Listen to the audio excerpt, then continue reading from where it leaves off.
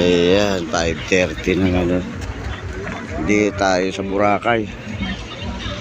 Ayan, dito tayo sa Puo ni Mama Mary, na matagal ko nang pinangarap na makarating dito sa isla ng Boracay. Kaya nag-brace ako sa kanya na ang pangarap nasa katuparan dahil sa kanya siguro at saka sa mga anak ko. Kaya thank you Mama Mary. Kaya marami nagpa-picture. Alam na siguro niyan, ganun lang.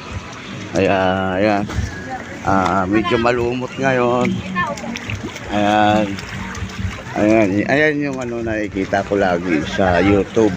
Ayan, sa Puo ni Mama Mary. Ayan, gusto ko talaga makarating. Kaya ayan, sa awa ni Lord,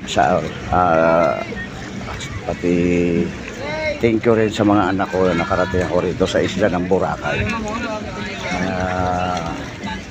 Ayan, mga anak ko nandito rin. Ayan.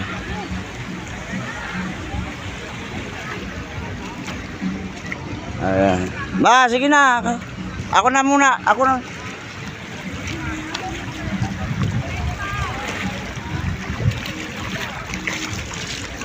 Ayan.